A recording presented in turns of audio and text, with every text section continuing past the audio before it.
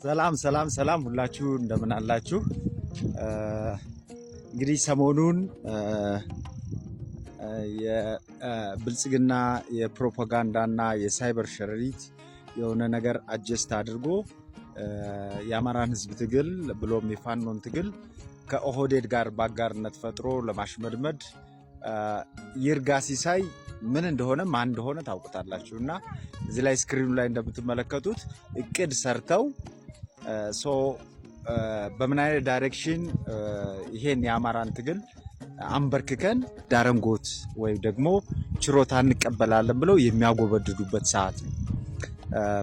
እርግጠኛ ነኝ ከነገ ጧት ጀምሮ በጎንደር ፕሮስፐሪቲ ፓርቲ ሊደርሺፖች እና በክልሉ የኮሙኒኬሽን ጉዳዮች ኃላፊ አማካኝነት የሚሰራጭ የፕሮፓጋንዳና ፎሎወር ወይ ደግሞ የሆነ ሰብስክራይብ እንዲያገኝ የሚፈልጉት የፕላትፎርም አለ።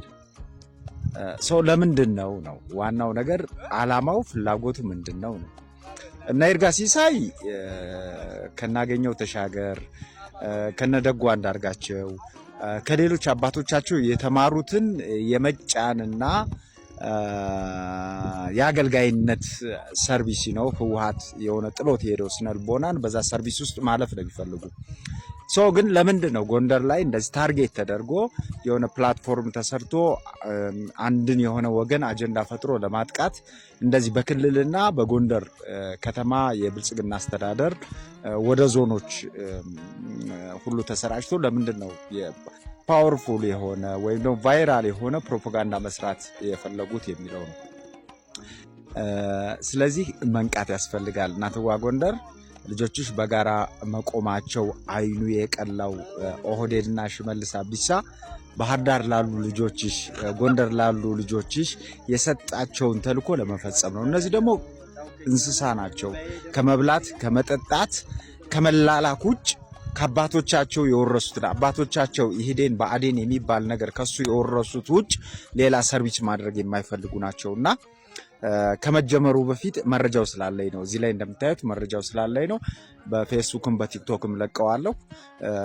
የሆነ ማጥቃት የሚፈልጉት ሰንሲቲቭ ኢሹ በሆነው ኬዛችን በወሰን በማንነት በተለይ አት ዘ ኮርን ኦፍ አፍሪካን ሰንሲቲቭ ኢሹ በሆነው አልፋሽካ ወይኛ ሰቲት ብለን በምንጠራው ኤሪያ በወልቃይት ጉዳይ በሌላም ጉዳይ አድርገው ይሄ ጽምዶ የሚባል እኛም ጭራሹን የማናውቀው እኛ ቀንጃዎች አይደለንም፣ ራሳችን ችለን የምንታገል ነን።